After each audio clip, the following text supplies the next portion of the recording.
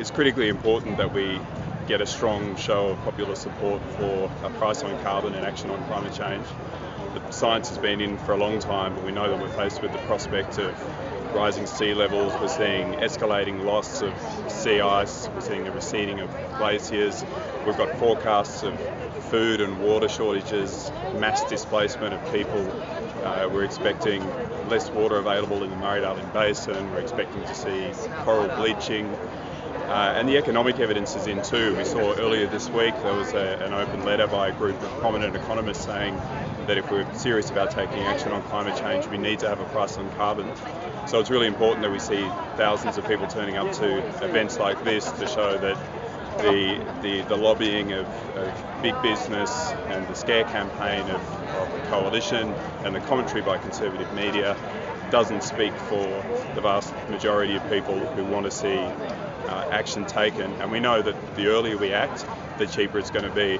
We know that the economic costs of runaway climate change or late action will be far in advance of the cost of taking action now. While action at the federal level is critically important, action at a state level is also very important. The price on carbon is an important step at the federal level, but we know it's not going to be sufficient to drive the kind of changes in the economy that we need to see.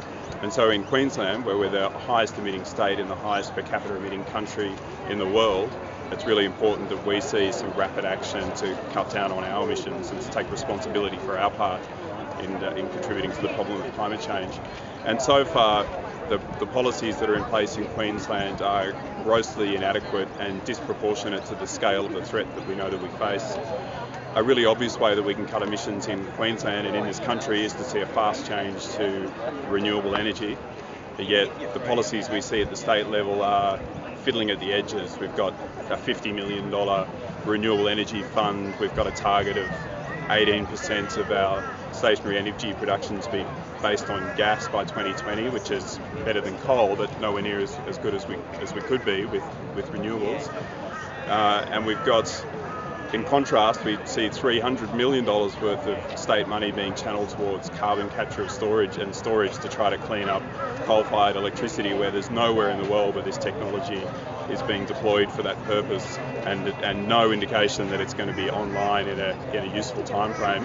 And yet we've got these commercially operative renewable technologies that could be deployed now. So those are the policies that the ALP's put in place. From the LNP just a few days ago, we heard Campbell Newman commenting that he doesn't think that Australia should be acting ahead of the world and invoking our dire economic circumstances to justify delaying action on climate change. So he's feeding the myth that we could possibly go ahead of the world when we lag so far behind, and also trying to propagate the idea that we're in dire economic circumstances when we have low inflation, high employment, a high standard of living. If we can't take serious action, I don't see how anybody can. And then we have the Greens, which is the only party that say that we will take the difficult steps and sometimes the unpopular steps, but the critical steps to see a rapid transition to a renewables-based energy sector, which alone would cut our largest contribution to climate change. So really, for Queensland, the voters only have one choice. If you want to see serious action on climate change, vote Green.